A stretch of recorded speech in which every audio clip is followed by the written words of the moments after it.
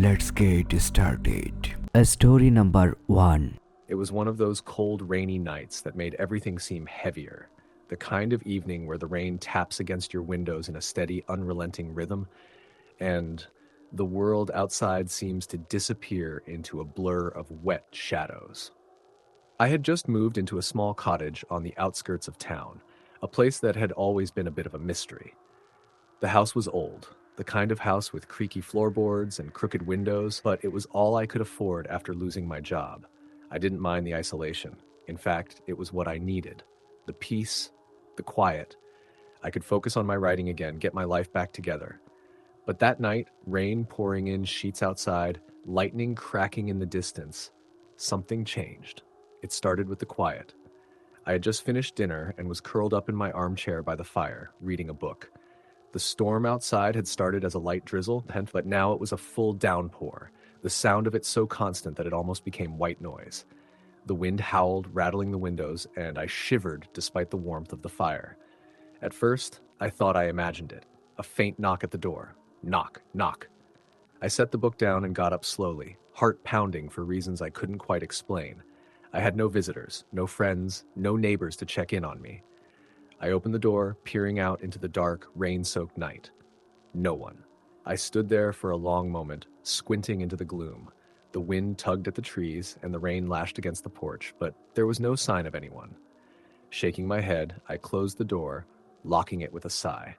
Just the storm playing tricks on me. But then the knocking came again, this time louder. Knock, knock, knock. I froze. The sound was coming from inside the house. Panic surged in my chest, but I fought to keep calm. It couldn't be anything, I reasoned. Maybe it was just the house settling. I looked around, but nothing seemed out of place. I stood there for a moment, heart racing, listening. Then it came again, this time unmistakable. Knock, knock, knock. It was coming from the back of the house, from the kitchen. Slowly I walked toward the sound, my feet barely making a sound on the wooden floor. I reached the kitchen doorway, the room enshadowed by the storm outside. Everything seemed normal. The windows were closed, the shelves full of old plates and cups, and the table in the center was cluttered with paperwork. But the sound was still there, closer now. It was coming from behind me, from the pantry. I turned slowly, my eyes scanning the darkness.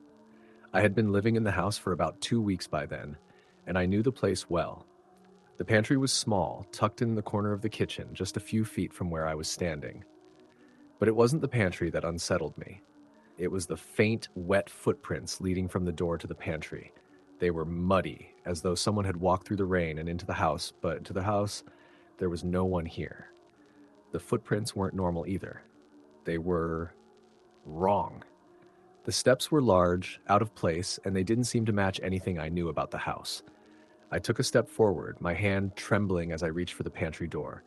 The knocking stopped. The silence was thick now, the only sound the rain beating against the windows and the wind rattling the walls. I opened the door to the pantry, the hinges creaking loudly. The smell of dust and dampness hit me immediately, and for a moment I felt like I couldn't breathe. Nothing. The pantry was empty. Just shelves filled with old jars and cans, a few bags of flour and sugar in the back, and nothing else. I took a step back, glancing at the floor again. The footprints led right up to the pantry, but they didn't go inside. I could feel something watching me, a presence that sent cold shivers crawling down my spine. I slammed the pantry door shut, my pulse pounding in my ears. I backed away, not knowing what to do, not knowing what was happening. The storm raged outside, and I thought I heard something faint, almost like a voice in the wind. But it wasn't clear, just whispers too distant to make sense of. And then it hit me. The rain had been falling for hours, but the floor around me was dry. No puddles, no dampness, just clean, dry wood. The muddy footprints didn't make any sense, and neither did the knocking. I tried to shake off the feeling of dread creeping over me. Maybe I was just imagining things. Maybe I had been alone too long and the isolation was getting to me. But when I turned to head back to the living room, that's when I saw it. The window by the kitchen table. It was open. I had closed it earlier that day. The storm had picked up and I had made sure every window was sealed tight. But now, the window was wide open, the curtains blowing inward with the wind, the rain pouring into the house. My heart skipped a beat. I rushed over to the window, grabbing the curtains and pulling them aside to shut it again, but something stopped me. There, on the windowsill, was a large, dark smear. Blood. I recoiled, my breath catching in my throat. The smear was fresh. I could feel my stomach lurch. I had seen blood before, but there was something different about this. It was like someone had pressed their hand against the window, leaving a dark mark behind. I turned to run, but as I did, I heard it again, louder this time, like a scrape against the floor. Shriek! The sound came from the hallway. I hesitated, my mind scrambling to make sense of it. What could be making that noise? I grabbed my phone from the table, my hands shaking as I unlocked it. I needed to call someone, anyone. But as I looked around, something caught my eye, movement at the end of the hallway. A shadow, tall and thin, stretching across the wall. I froze, my breath caught in my chest. The figure didn't move. It just stood there, dark and still. I couldn't make out any features, only the outline of a person, a figure standing motionless in the gloom. I turned and ran out the back door, my heart pounding in my throat. The rain was coming down harder now, soaking me instantly as I sprinted into the yard. I didn't look back. I just ran as fast as my legs could carry me until I reached the main road. I didn't return to the house that night or the next night. I didn't even go back until I had someone with me. A friend, a local who had heard rumors of the cottage being haunted. He laughed it off, told me the stories were just that, stories. But when we walked through the house together, the knocking returned, and the bloodstain on the window remained. Story the end. Story number 2. It had been a long, grueling week at work, and I was ready for some time to unwind. A quiet weekend in a small cabin up in the woods seemed like the perfect escape. No distractions, no emails, just peace and solitude. The cabin wasn't anything fancy, just a small, rustic place that I rented out for a weekend getaway. It was secluded, surrounded by trees, with no neighbors for miles. Just the way I liked it. The weather was perfect when I arrived. Crisp, cool air and bright blue skies. The trees had started turning colors, and the sunlight filtered through the leaves in beautiful golden streams. But by the time night fell, everything had shifted. The cabin creaked as the wind picked up, and I stoked the fire in the small hearth to keep the chill at bay. Outside, the sky had turned dark, the last bits of sunlight fading behind thick, swirling clouds. The wind began to howl, the trees swaying violently in the gusts. It wasn't long before the rain started. It was light at first, a soft patter against the roof, but soon the rain turned torrential. The storm outside felt alive, the wind screaming as it battered the windows. It was the kind of storm that made everything feel darker, the kind where you could almost hear the storm breathing in the background. I was sitting on the couch, wrapped in a blanket with a book in hand, when I heard the first knock. Knock. Knock. Knock. I froze, my eyes scanning the cabin. The sound came from the front door. I sat there, tense, for a long moment, waiting to hear it again. There was no way anyone could be out there, especially not with the storm this bad. The cabin was miles from the nearest neighbor. The knocking came again. Knock, knock, knock. I stood up slowly, my heart pounding in my chest. Who would be out there? I cautiously approached the door, peering through the peephole, but there was nothing. Just the sheet of rain falling outside, the trees whipping in the wind. I frowned, perplexed. I couldn't hear anything but the storm now, and yet the knocking had been so clear. I shook my head, telling myself it was just the wind or some trick of the storm. Maybe the old wood was just settling, making strange sounds. But I still felt uneasy. I locked the door and returned to the living room, trying to get back into the book, though I couldn't quite shake the feeling that I wasn't alone. An hour passed, the storm raged on. But then the knocking came again, louder this time. Knock, knock, knock. I dropped the book, my hands shaking, my mind racing. It was coming from the back of the cabin this time, the door that led to the small patio. There were no other houses around for miles, so who could it be? I walked cautiously toward the back door, my steps hesitant. I peered out the small window, but the rain had made the glass nearly impossible to see through. I opened the door slowly, my breath catching in my throat. The night air hit me, cold and damp. There was no one there. My heart thudded in my chest, confusion and fear mixing together. The rain soaked the porch, and the trees around me swayed in the gusts of wind.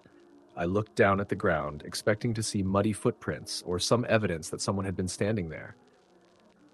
But there was nothing. I closed the door quickly and locked it again. I stood in the middle of the room, breathing heavily, trying to calm my racing thoughts. Maybe it was just the wind, I thought again. It had to be. The house was old, the wood was warped. It was probably just the house settling. I tried to distract myself, turning on the TV and sinking into the couch, but the unease wouldn't leave me. It sat there in the pit of my stomach, gnawing at me.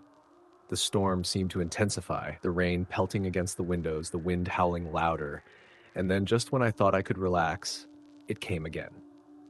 Knock, knock. This time, it was on the window.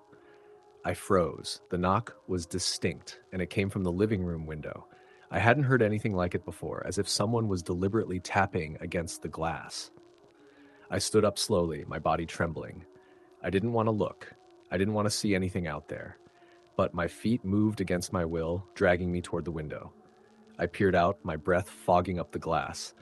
The rain was coming down so heavily that I could barely see through it. But as I focused, I saw something. A figure. It was standing just outside the window, its silhouette blurred by the downpour. It was tall, unnaturally tall, and there was something about the way it moved, slowly, deliberately, that sent a chill crawling up my spine. I took a step back from the window, my heart racing. My mind screamed at me to move, to do something, but I was rooted to the spot. The figure didn't move. It just stood there, staring at the window. The knocking started again, louder now, almost frantic, as if something or someone was trying to get my attention.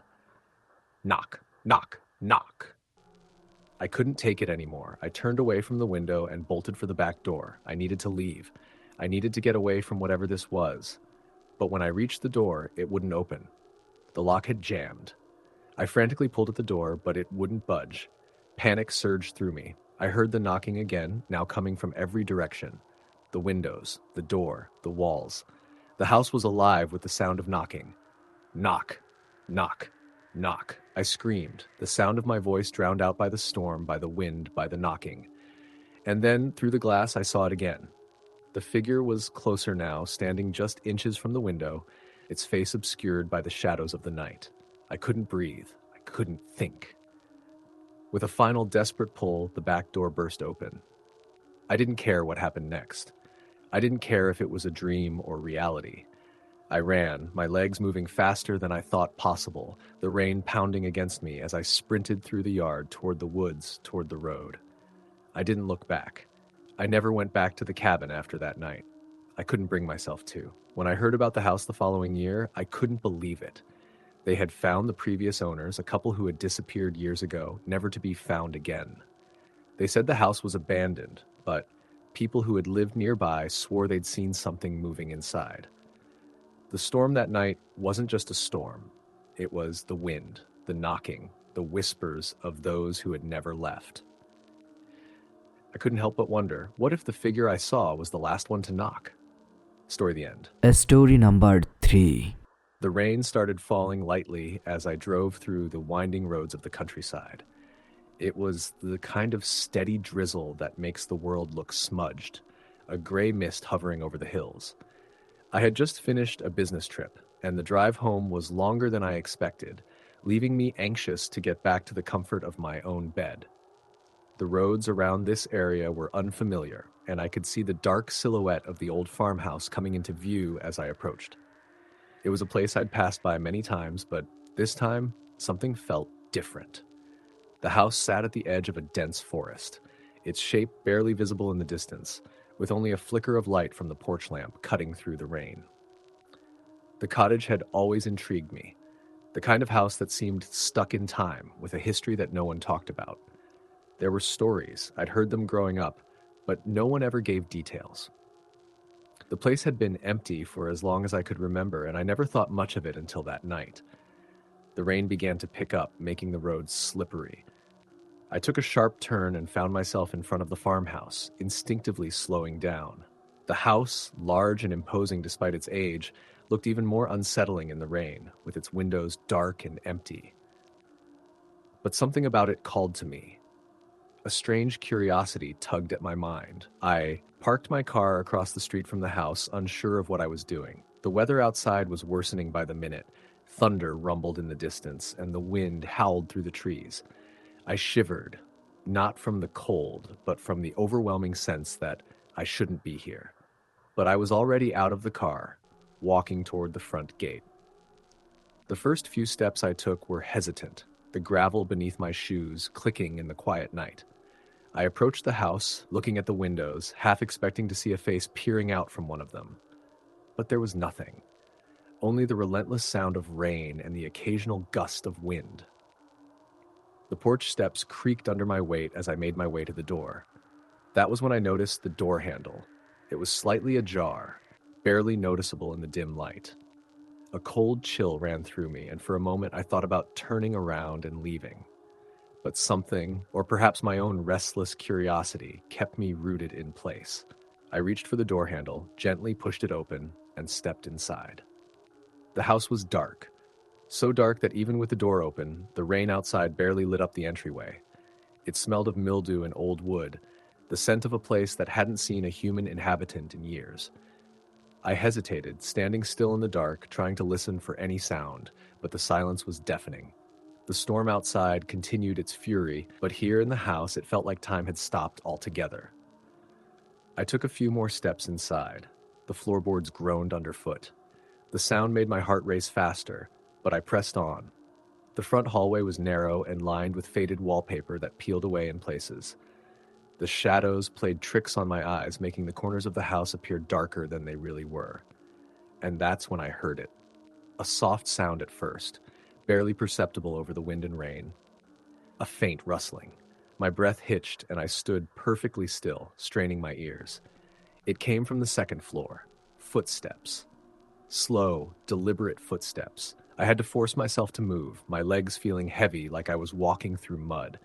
My feet carried me toward the staircase, each step more reluctant than the last. The staircase creaked with every movement, each groan of the wood louder in the stillness of the house.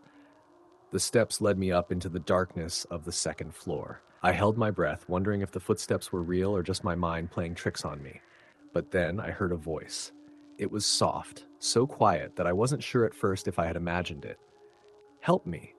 The voice came from the end of the hallway, faint but unmistakable. A woman's voice. I froze. My heart pounded in my chest and my body refused to move. I couldn't tell where the voice was coming from, but it was clear. Someone, or something, was here. I stood at the top of the stairs for what felt like an eternity, unsure of whether to call out or run. My breath came in shallow gasps, and every instinct screamed at me to leave. But I couldn't. My feet carried me down the dark hallway toward the voice that whispered, "Help me." I stopped in front of a closed door. A cold draft slipped through the cracks around it, carrying with it the faint scent of decay. I reached for the doorknob, my fingers trembling, but before I could open it, the door swung open by itself. I stumbled backward, my heart skipping a beat. The room was dark, save for the dim glow of lightning flashing outside the window. The air inside the room was thick, suffocating. I looked around quickly, expecting to see someone, anyone, but the room was empty.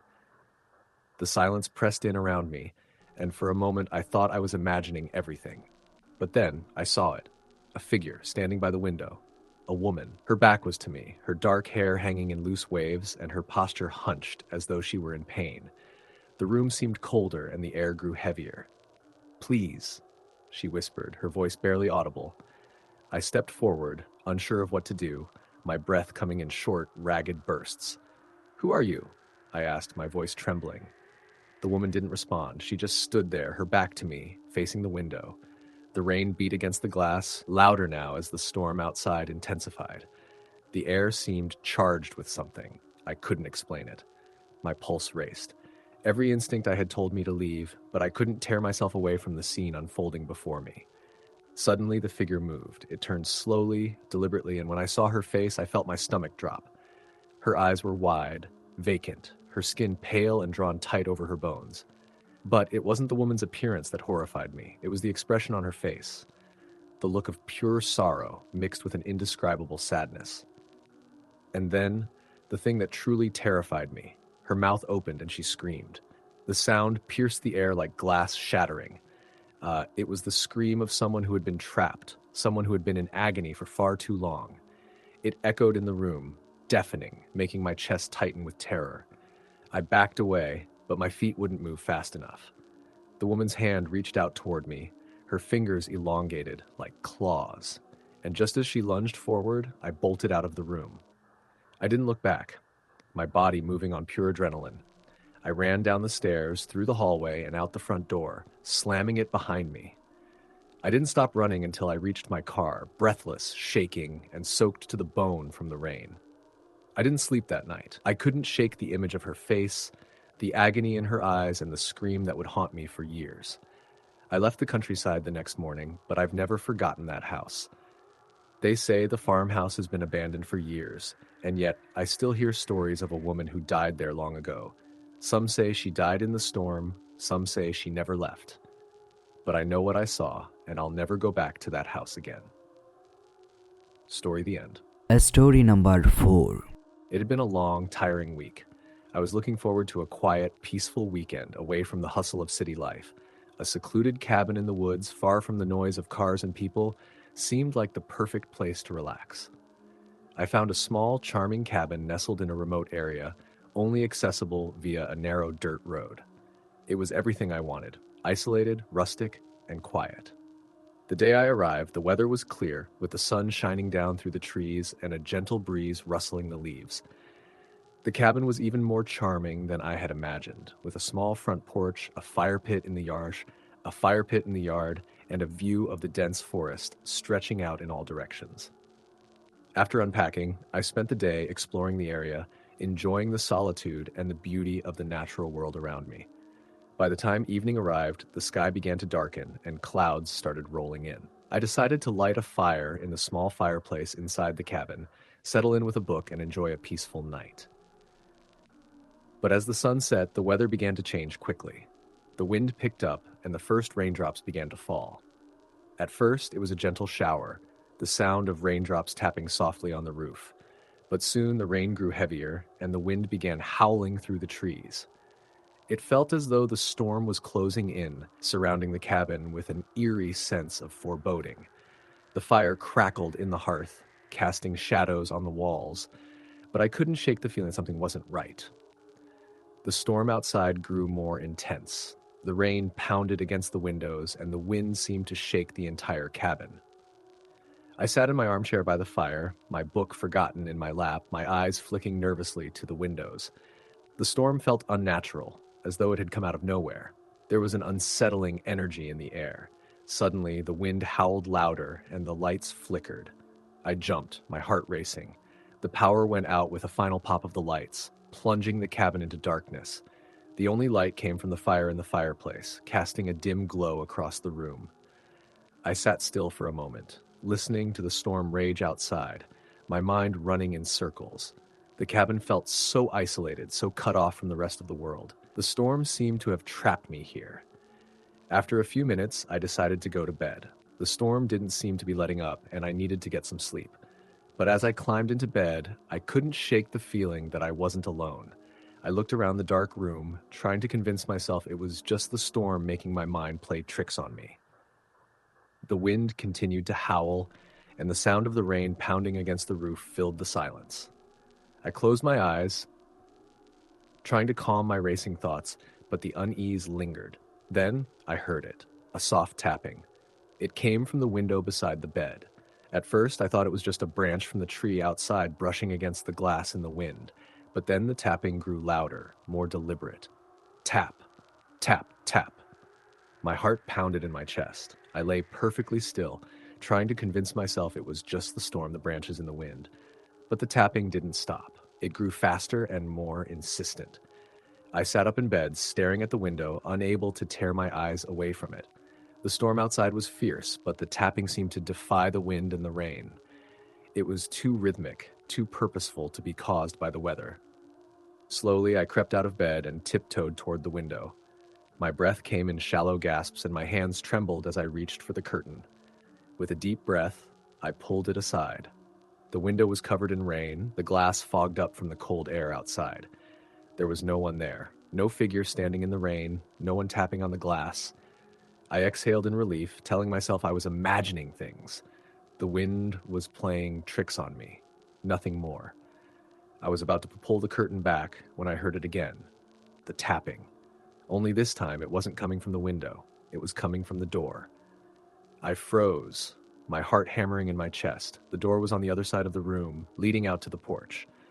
I hadn't heard anyone approach, and there was no reason for anyone to be outside in this storm. The tapping grew louder, more frantic, as if someone was desperate to get in. I didn't move. I couldn't. My mind raced, trying to make sense of the situation. Who could it be? A traveler lost in the storm? No, that didn't make sense. There was no road near the cabin, no other houses for miles. The tapping stopped for a moment, and then with a violent crash, the door slammed open. I screamed and rushed to grab the nearest object I could, a lamp from the side table, and held it in front of me as though it could protect me. The door was wide open now, the wind howling through it, sending a chill through the room. But there was no one there. The porch was empty, the rain pouring in, and the storm raged louder than ever. I stood in the doorway, staring into the rain-soaked darkness, searching for any sign of movement, any sign that someone had been there. But there was nothing. I backed away from the door, my mind spinning. What the hell was going on? Was it the storm playing tricks on me, or was something more sinister at play? I slammed the door shut, locking it tightly, and quickly bolted the heavy locks. I tried to calm myself, telling myself it was all just a trick of the mind, that the storm had made me paranoid, but I couldn't shake the feeling that something was out there, waiting in the rain. The silence that followed the storm's fury felt wrong, too quiet, too still. I grabbed my phone and tried to call the cabin's owner, but the call wouldn't go through. The storm had knocked out the signal, and I was completely cut off from the outside world. The unease in my chest deepened, but there was nothing I could do. I lay back in bed, staring at the ceiling, listening to the sound of the rain. And then, in the dead of the night, I heard it again, the tapping. It was coming from the window again. This time, I couldn't ignore it. I slowly sat up, my heart pounding in my chest. I felt paralyzed, unable to move, unable to think clearly. I knew what I had to do, but my legs wouldn't carry me. I didn't want to look. I didn't want to see what was out there, but I couldn't fight the overwhelming urge to check. With trembling hands, I slowly pulled back the curtain. The window was covered in rain, just as it had been before, and the glass was fogged up. I pressed my face to it, trying to peer outside. For a moment, I saw nothing, just the pouring rain and the darkness. And then, in the distance, I saw a figure. A tall, thin figure, standing motionless at the edge of the woods. It was a man, or something that looked like one, though it was hard to make out any details in the dim light. The figure didn't move. He just stood there, staring at the cabin. I stumbled back from the window, my breath coming in short, sharp gasps. The figure never took a step closer, never made a sound, but I couldn't shake the feeling that I was being watched. I didn't sleep that night. Every time I closed my eyes, I saw that figure in the rain, unmoving and silent, waiting. I didn't leave the cabin until morning, and when I did, I drove away without ever looking back. I never found out who or what was out there that night, but I've never gone back to that cabin, and I never will. There's something about that place, something about the storm that I can't shake, something that tells me there are some places where you're not supposed to be, and some things that are better left undisturbed. Story the end. Story number 5. It was one of those nights when the rain didn't just fall. It poured relentlessly, as if the sky was emptying itself of all the water it could hold. The wind howled through the trees, rattling the windows of the small house I had rented for the weekend. I'd come to this remote cabin in the woods to escape the noise of the city and get some much-needed solitude. But as the storm intensified, I began to feel more isolated than I had ever felt before. The house, an old 2-story building with a crooked chimney and weathered wooden beams, seemed to groan under the weight of the storm. It had an eerie, almost oppressive atmosphere, as though it had witnessed too many years of rain and had grown weary of it. The only light came from the flickering fireplace in the living room, casting long, dancing shadows on the walls. I sat in an armchair by the fire, nursing a cup of tea, my eyes occasionally glancing at the darkened windows. The storm outside made everything seem more desolate. The world beyond the house was swallowed by the thick blackness of the night and the heavy rain that blurred the view. Around midnight, I decided it was time to turn in for the night. I had been on my feet all day, hiking through the woods and exploring the surrounding area, so I was exhausted. But as I made my way upstairs to the bedroom, I couldn't shake the feeling that something wasn't quite right. It was a strange, gnawing sensation that made my skin crawl, but I brushed it off as just my imagination. The bedroom was cold. I pulled the blankets up around me, trying to shake the chill in my bones. The wind outside howled again, and the rain hammered against the roof in a way that almost felt unnatural, as if it were trying to break through. I closed my eyes, telling myself that it was just a storm, nothing more. But then, I heard it. A faint sound, barely noticeable at first. It came from downstairs. It was a soft tapping, like someone knocking on the door. I sat up in bed, my heart beginning to race. I strained my ears, listening closely. The tapping grew louder, more persistent. Someone was at the door. My mind immediately raced to the possibility that it was a lost traveler seeking shelter from the storm. But as the seconds ticked by, a wave of unease washed over me. The knocking wasn't like normal knocks. It was slow, deliberate, as if whoever was at the door had all the time in the world. I hesitated for a moment. Should I answer it? Should I ignore it and lock the door? My instincts told me to stay in bed, to ignore the knocking and pretend like I hadn't heard it. But curiosity got the best of me, and I slowly slid out of bed, my bare feet cold on the wooden floor. I crept down the stairs, careful not to make a sound. The knocking grew louder with each step I took, and by the time I reached the front door, it sounded like someone was urgently pounding on it. I stood there for a moment, my hand hovering over the doorknob. A surge of panic washed over me. What if it wasn't a lost traveler? What if it was something or someone else? My heart raced as I tried to convince myself it was just the wind, or the house settling, or even my own mind playing tricks on me. But then the voice came. It was low, almost a whisper, but unmistakable. It came from the other side of the door. "Let me in." The words sent a chill down my spine. My breath caught in my throat, and for a moment I couldn't move. The voice sounded faint, but there was something about it that was deeply unsettling, something wrong about the way it echoed through the door. I had no choice now. I couldn't just stand there. I slowly stepped back, my hand shaking as I reached for the bolt to lock the door, but the knocking came again, louder this time. The voice followed, clearer now, more insistent. "Please, let me in. I need help." I backed away from the door, my mind racing. Who was that? What did they want? And why did they sound so desperate? The knocking didn't stop. It continued, growing louder and faster, as if the person on the other side was becoming frantic. My heart was pounding in my chest as I ran to the windows, pulling the curtains aside to look out into the rain. The storm had intensified, and the yard was swallowed in darkness. There was no one outside, no one at the door, just the relentless downpour and the wind howling through the trees. I felt a sudden rush of nausea. My breath became shallow as I realized something that made my skin crawl. I had never heard a car pull up. There were no headlights, no tires crunching on the gravel driveway. How had anyone even gotten to the door in the first place? The cabin was in the middle of nowhere, miles away from any other house or road. The knocking stopped abruptly and the house fell silent, the only sound the storm outside. I stood frozen in place for what felt like an eternity. The fear that had gripped me before was now slowly giving way to confusion. Was it a prank? Had someone snuck up to the house, playing some cruel joke on me? But then I heard it again. The voice. This time it wasn't coming from the door. It was coming from inside the house. "Help me." The words were faint, but unmistakable. I turned around slowly, my heart pounding in my chest as I scanned the dark living room. Nothing moved. There was no sign of anyone. The house was still, but I knew I wasn't alone.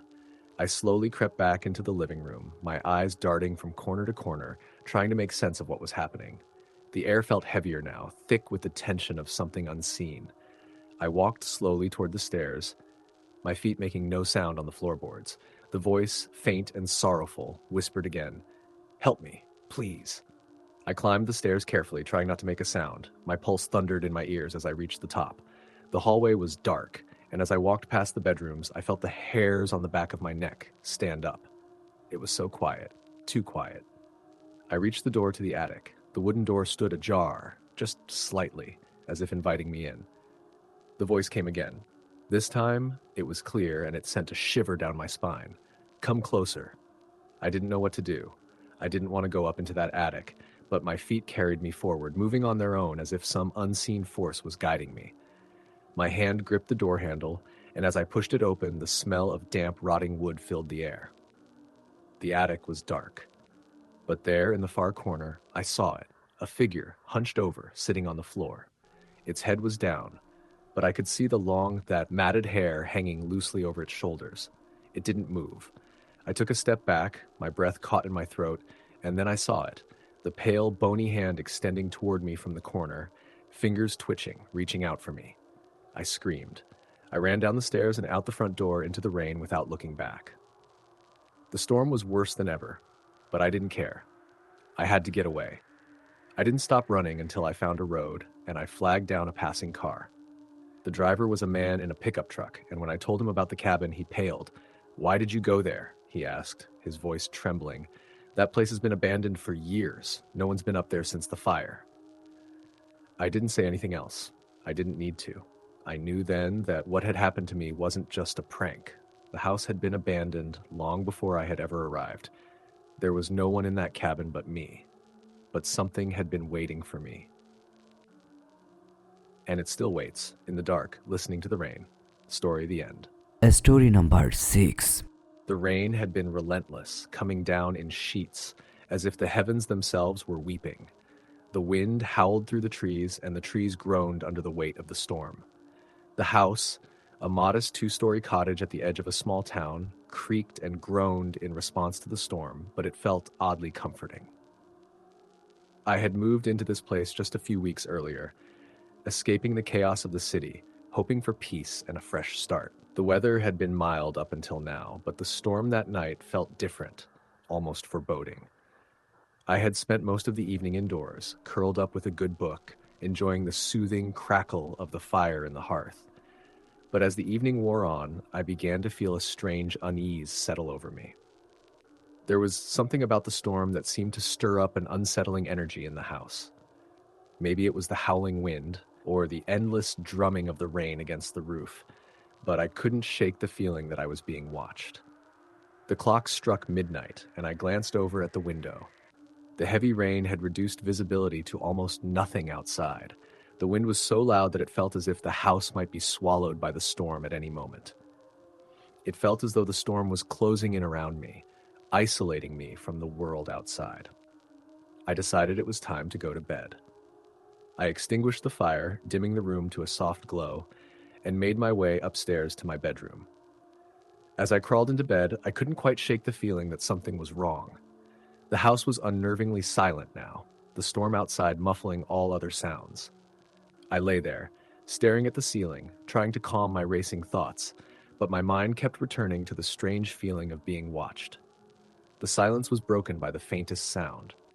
It was a soft tapping coming from somewhere downstairs.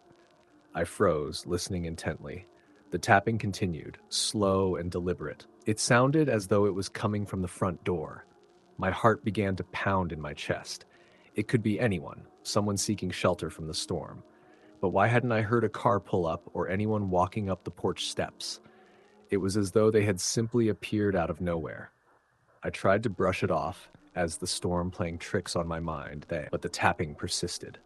Reluctantly, I slid out of bed, pulling on my robe, and crept down the stairs. The house felt colder now, the air thick with a strange, oppressive energy. I reached the bottom of the staircase, and the tapping stopped. A heavy silence filled the room, leaving me to wonder if I had imagined it. But then the doorbell rang, sharp and jarring, followed by another soft tap on the door.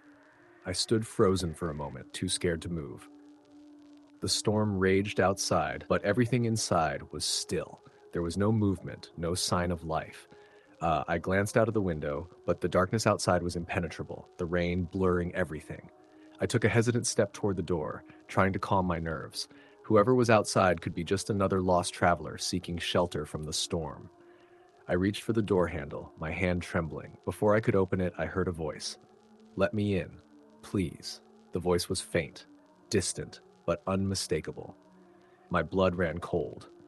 I stopped dead in my tracks, my hand still on the door handle. The voice came again, clearer this time and full of desperation.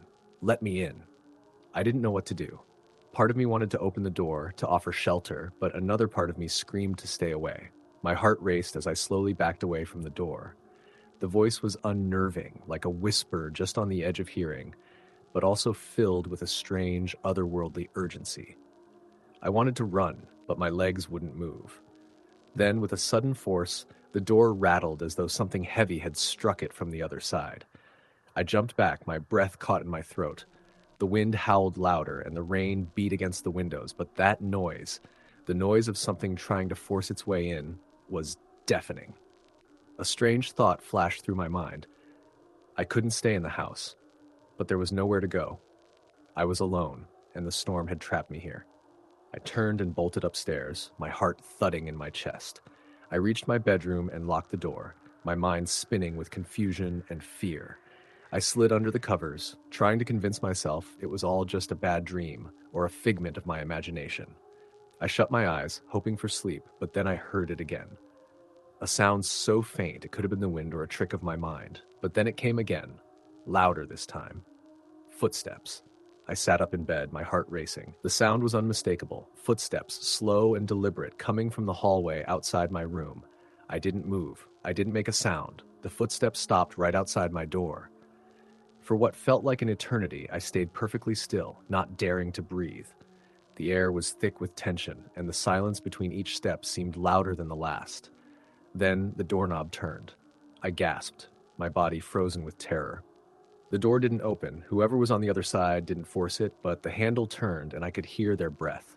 Shallow, raspy breaths, as if they were struggling to keep control. The silence was unbearable. My entire body shook with fear, and my mind raced with the possibilities of what could be on the other side. A thief? A lost soul? Or something far worse? I stayed there, not moving, not making a sound, until finally, the footsteps retreated. Slowly, carefully, they moved down the hallway, fading into the distance.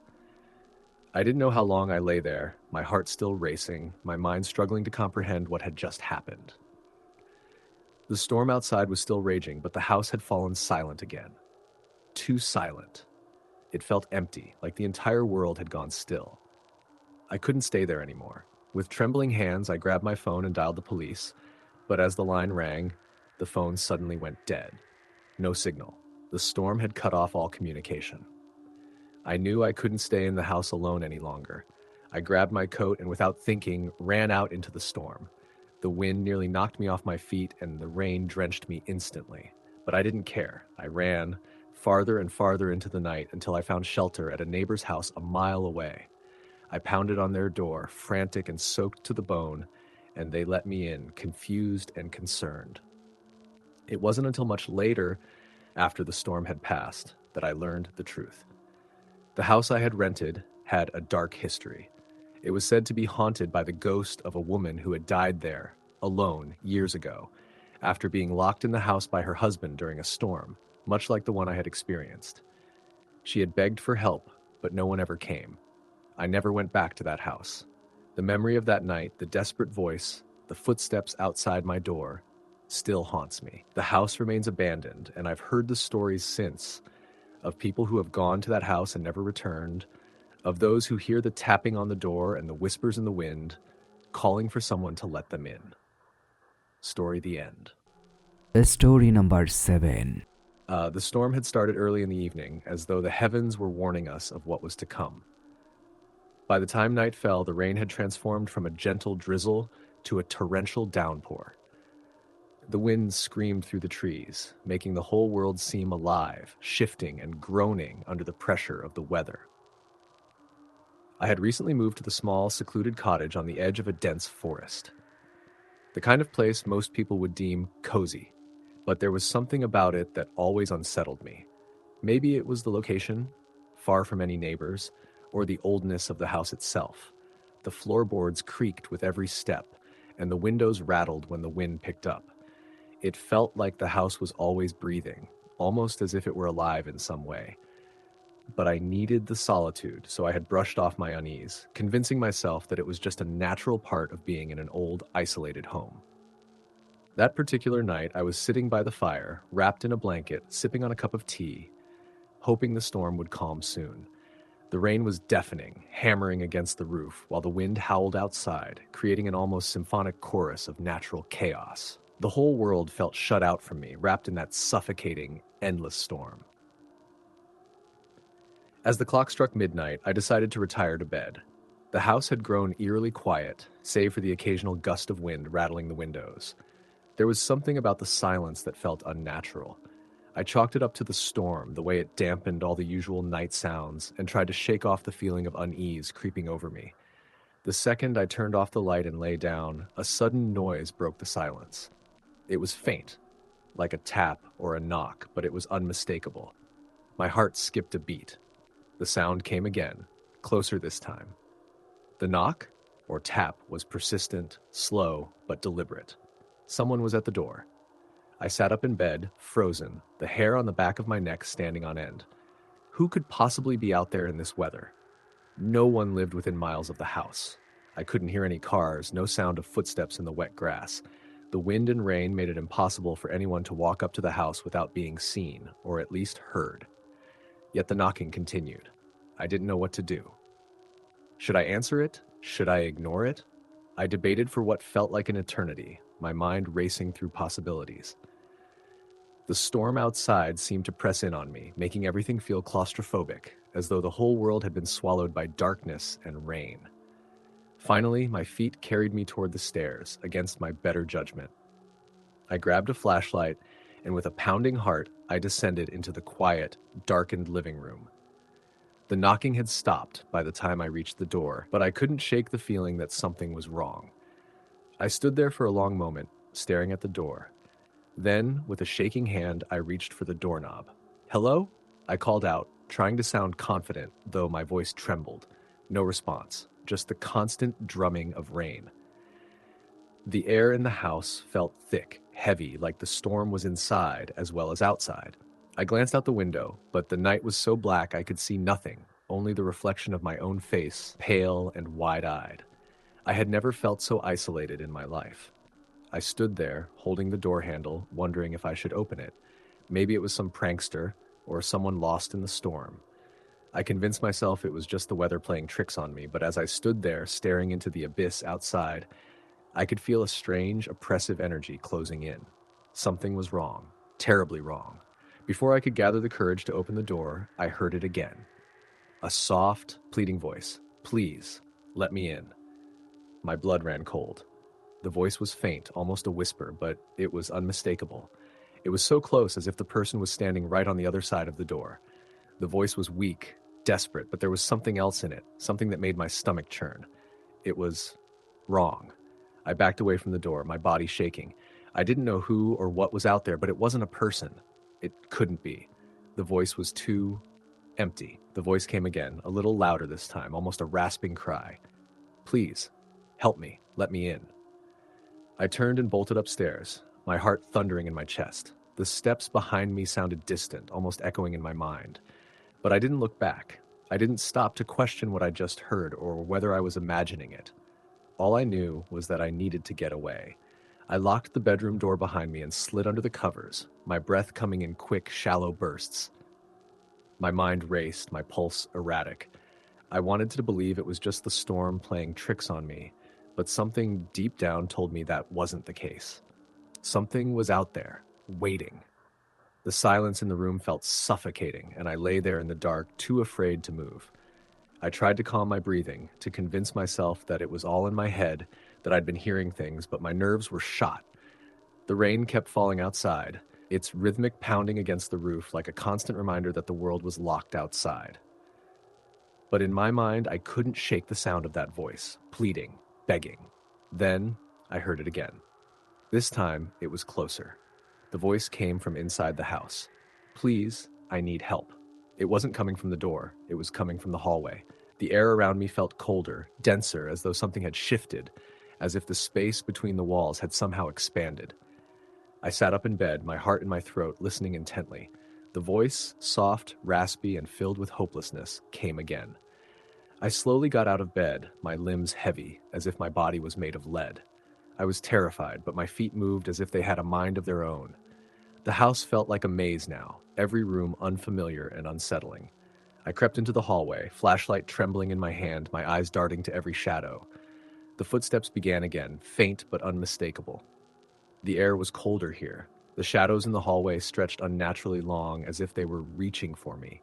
I couldn't breathe.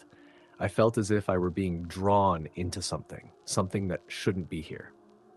I reached the staircase at the end of the hallway. The footsteps stopped. I didn't want to go upstairs. Something told me that whatever was in this house, it was up there. But I couldn't turn back now. I had to know. I climbed the stairs, each creak of the wood echoing in the silence. As I reached the top, I felt a sudden chill in the air. And then, nothing. The house fell still. No wind, no rain, not a sound. Then I heard it, a low, mournful cry. Not from the hall, but from behind the bedroom door. I turned, my body frozen in place. Slowly, ever so slowly, the door to my room opened, though I hadn't touched it. My breath caught in my throat as I stepped back. There was nothing inside, nothing but the cold emptiness of the room. But as I turned to leave, the door slammed shut behind me, shaking the walls. I ran down the stairs, out of the house, into the rain. I didn't stop until I found shelter at the nearest neighbor's house. I never went back. And when I spoke to the neighbors the next day, they told me the story of the house. The previous owner, a woman, had died there alone during a storm just like the one I had experienced. They say she begged for help in her final hours, her voice still heard by those who dared to stay in that house. I don't know if I'll ever truly understand what happened that night, but one thing I know for sure, some voices are never meant to be answered. Story the end. Story number 8. The rain had been falling steadily all evening, relentless in its pursuit to drown everything beneath it. It wasn't the kind of storm that rages with fury, but rather one that creeps in like a slow, creeping illness. The drops hit the windows with a soft rhythm, like a soft whisper, and the wind carried a constant hum. I had just moved into the small, old house on the outskirts of town, hoping for some peace after months of chaos in my life. The house had a certain charm to it, weathered stone walls, ivy creeping up the sides, and old wooden floors that creaked with every step. But there was something unsettling about it, something that made my skin crawl. I couldn't quite put my finger on it, but there was an energy in the house that felt off. Maybe it was the age of the place, or maybe it was just the isolation of being out here alone. It was on this rainy night after a long day of unpacking that I first felt the true weight of the house's presence. I had spent most of the evening reading in the living room, the fireplace casting a warm glow over the room. The wind howled outside, but inside it felt almost too quiet. I had grown used to the sounds of the city, the constant hum of traffic, distant conversations, the occasional siren. But here, in this house, everything was still, almost too still. As the clock struck midnight, I closed my book and decided it was time for bed. The rain was coming down harder now, the wind battering the house, making the windows rattle. I turned off the light and walked upstairs to my room. The hallway was dimly lit, the old chandelier at the top of the stairs casting eerie shadows on the walls. I couldn't shake the feeling that someone was watching me, but every time I glanced over my shoulder, I saw nothing. I had barely settled into bed when I heard it. A soft sound, faint at first but unmistakable. It was a tapping, slow, deliberate, coming from downstairs. I froze. The tapping continued, each tap harder than the last, as if someone or something was knocking on the door. My heart raced, and I tried to tell myself it was just the wind, but the sound was too rhythmic, too intentional. I waited, listening. The wind outside howled and the rain seemed to pick up, but the tapping persisted, louder now. I had to check. I didn't know why, but the urge to see what was making that noise became overwhelming. With shaky hands, I threw on my robe and crept downstairs, the wooden steps creaking under my feet. The living room was dark, save for the faint glow of the moonlight filtering through the curtains. I walked slowly toward the door, my eyes darting around the room, half expecting to see someone standing there. I reached the door, my breath catching in my throat. The tapping had stopped, but I could feel the air around me growing heavier. I pressed my ear against the door, trying to hear anything that could explain the sound. But all I heard was the steady beat of the rain against the roof. I took a deep breath and opened the door. Nothing. Just the dark, rainy night outside. The porch was empty, and no one was in sight. Relieved, I started to close the door, but then something caught my eye. In the corner of the porch, by the steps, there was someone, standing. A figure, tall and thin, with its back to me. The figure was dressed in dark clothing, its head bent down as if it were looking at the ground. My heart slammed against my chest. "Hello?" I called out, my voice trembling. The figure didn't move. I stepped forward cautiously, my hands shaking. I called out again, but the figure remained still. I couldn't tell if it was a person or just some trick of the light, but the sensation of being watched flooded over me. I took a step closer, and that's when I saw it. The figure's feet weren't touching the ground. It hovered just a few inches above the porch. My breath caught in my throat. I backed away slowly, but my feet seemed to freeze, as though something was holding me in place. I couldn't tear my eyes away from the figure, and I could feel the cold air around me growing even colder. Without warning, the figure turned. Its face was hidden beneath a dark hood, but I could see its hands, pale, thin, with long claw-like fingers. The figure began to move toward me, slowly, deliberately. I didn't know what to do. My legs were paralyzed with fear, and I could feel my chest tightening as the figure came closer. It was as if I was trapped in place, unable to move, unable to scream. But just before the figure reached the door, a loud crash of thunder shook the house, and the figure vanished, as if it had been swallowed by the storm itself. I stumbled backward into the house, slamming the door shut behind me. My breath was ragged, my heart pounding in my chest. The rain continued to fall, the wind howling outside, but the house felt different now. It felt colder, heavier. I didn't know what to think. Had it been a person? A figment of my imagination? Or something else entirely? I couldn't answer that, but I couldn't shake the feeling that whatever it was, it had been real. I spent the rest of the night in a panic, unable to sleep, my mind racing with thoughts of what I had just seen. The storm raged on outside, but inside, the house seemed to close in on me, as though the walls themselves were watching. The wind grew louder, the rain more intense, and the darkness felt suffocating. As the night wore on, I finally managed to fall into an uneasy sleep, but even then I wasn't free from the presence that had taken hold of me. I dreamed of the figure, standing at the foot of my bed, its long, bony fingers reaching for me, its hollow eyes staring at me from beneath the hood. The next morning, when I woke up, the storm had passed. The sun had broken through the clouds, and the world outside looked peaceful again, as if nothing had happened. But inside, the unease remained. The house was quieter than usual, as if it, too, had felt the presence of whatever had visited me the night before. I tried to dismiss it as a bad dream, a trick of my mind, but deep down, I knew what I had seen, and I couldn't shake the feeling that whatever it wasn't done with me. As the days passed, strange things began to happen around the house. Small things at first. Lights flickering, doors creaking open on their own, footsteps echoing in the hall when no one was there. But each time I dismissed it, the feeling of being watched would return. I was never truly alone in that house anymore. It wasn't long before I found out the truth about the house. The previous owners had disappeared, just as mysteriously as I had encountered the figure that night. No one knew what happened to them, but rumors circulated about strange occurrences in the house, whispers of spirits, of things that were never truly gone. I stayed in that house for a few more weeks, but each night, the unease grew stronger. The figure, though gone from sight, seemed to linger in the corners of my mind. I knew I had to leave. When I moved out, I heard that the house had been empty for years before I moved in. It was as if the house had been waiting for someone like me to fill its empty rooms. But no one would live there again. Not after what I had seen. Story the end. Story number 9. The rain began to fall heavily around 9 p.m., just as I was finishing up my shift at the local diner. It wasn't unusual for the weather to change suddenly in this town. But tonight, it felt different. The kind of rain that doesn't stop, that turns streets into rivers, making everything seem darker, more isolated.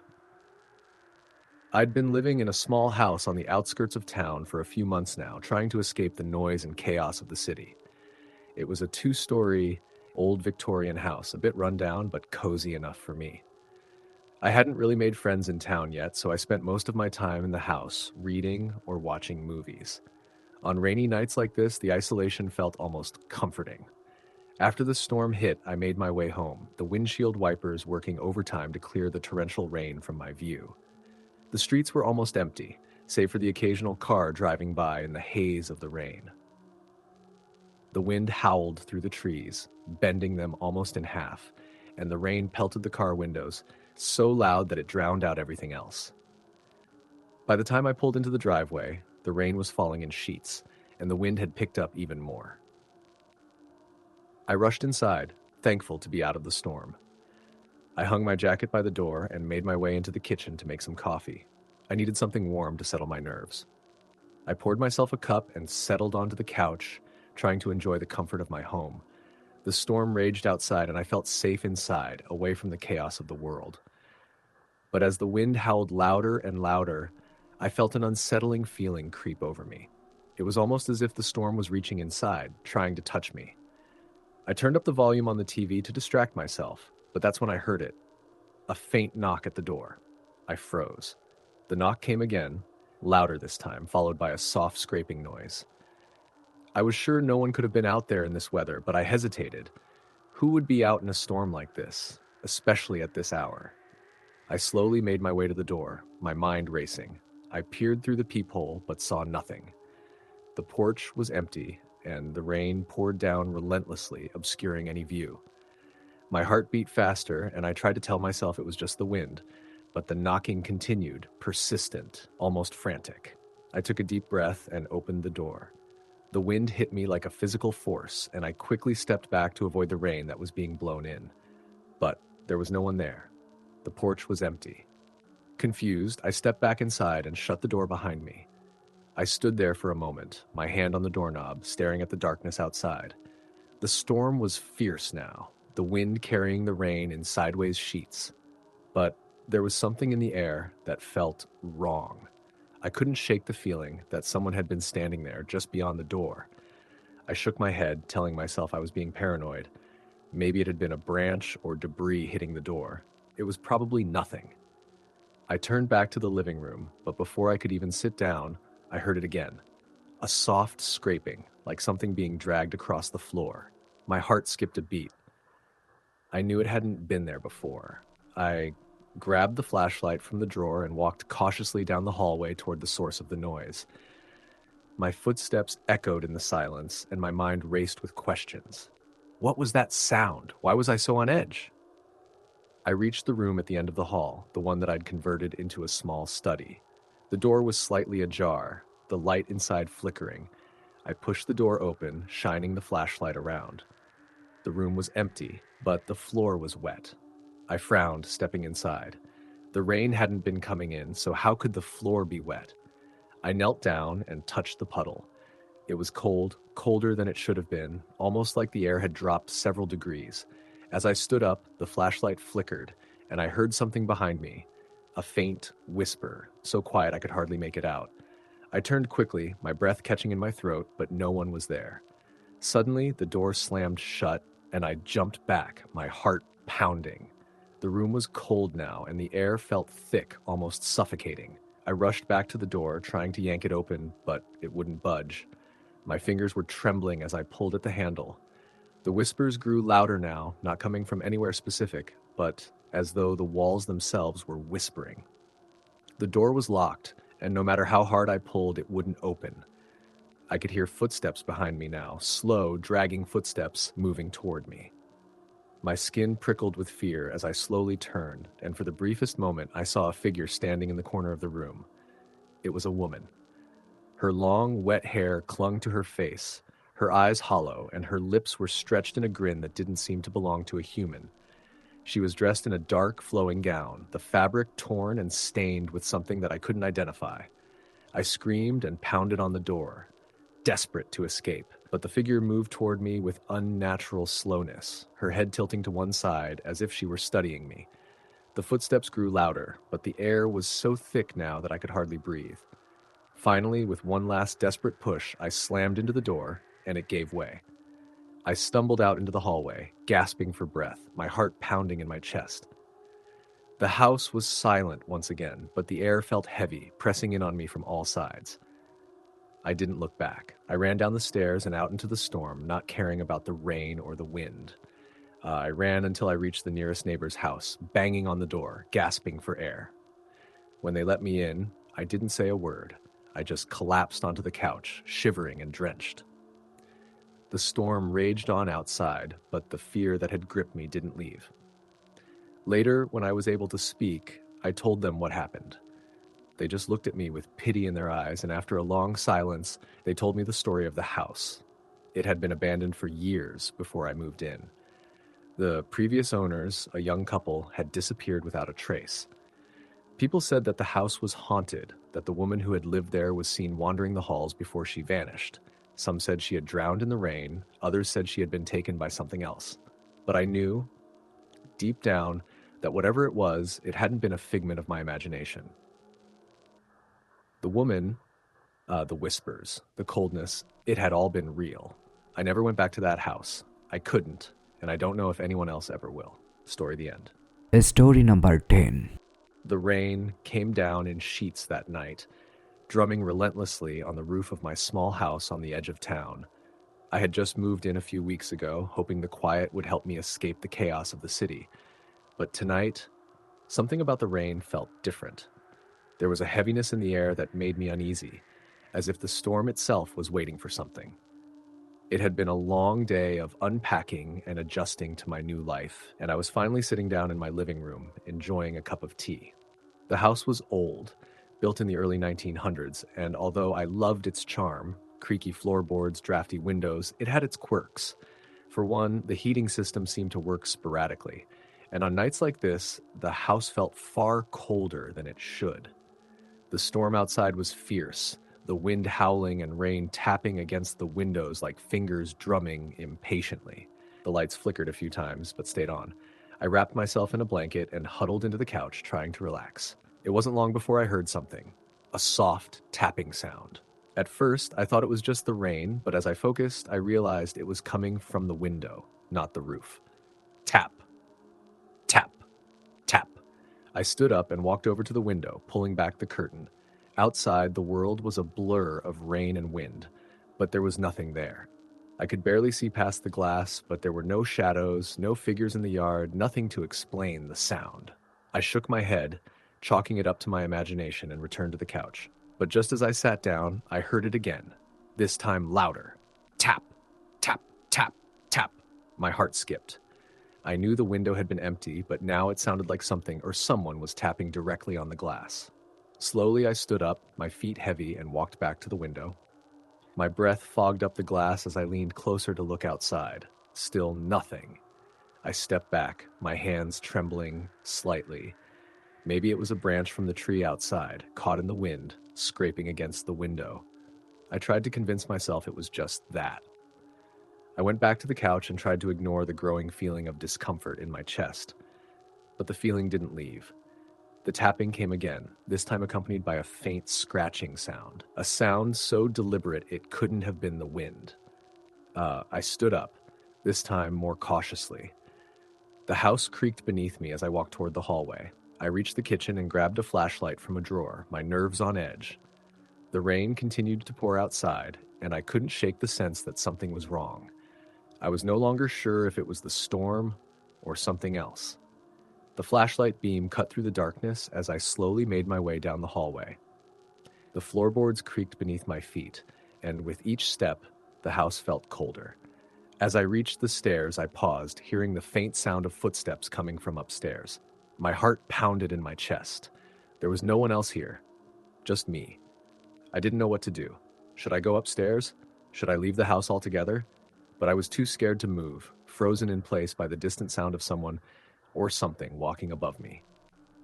The footsteps stopped, and then came the unmistakable sound of a door creaking open. I stood at the foot of the stairs, staring at the dark hallway ahead. My breath quickened, my palms growing clammy. What if I wasn't alone? What if there was someone upstairs? I slowly began to climb the stairs, each step feeling like a mile. The wind howled outside, and I could hear the rain battering the windows, but the house was eerily silent. It was as if everything in the world had stopped, save for the sound of my own heart thudding in my chest. When I reached the top of the stairs, I stood in the hallway trying to gather the courage to move forward. The door at the end of the hall, the bedroom, was slightly ajar. The light was off, but I could have sworn I saw something moving inside. I took a step forward, and that's when I saw it. A shadow. It wasn't mine. It was tall, moving slowly as though it were waiting for me. I froze, unable to move or speak. The figure didn't seem to notice me at first, but it turned slowly, its face hidden beneath a hood. The figure didn't speak, didn't make a sound, but I could feel its presence, dark and heavy, like the air around it had thickened. My legs felt like lead as I turned and ran down the stairs, my breath coming in shallow gasps. I didn't know what I had seen or who or what it was, but I couldn't stay in that house any longer. I bolted for the front door, throwing it open into the storm. The wind hit me like a slap, but I didn't care. I ran, my feet splashing through puddles, my heart racing in my chest. I didn't stop until I reached the neighbor's house a few doors down. They let me in without asking questions, and I sat there, drenched and shaking. I couldn't explain what I had seen. I didn't know what was real and what was my imagination. It wasn't until much later that I learned about the house's history. The previous owners, a couple, had died in a tragic accident, their car losing control on the wet roads. They had lived in the house for years, and rumors had begun to circulate about strange occurrences in the home. Cold spots, flickering lights, unexplained sounds. Some believed that the couple's spirits were still there, trapped in the house, while others spoke of something darker that had taken their lives. I never returned to the house after that night. I found a new place to live, far from the stormy, haunted home. And every time it rained heavily, I could feel the shiver of fear creep up my spine, remembering the figure I had seen in the darkness, waiting for me. Story, the end.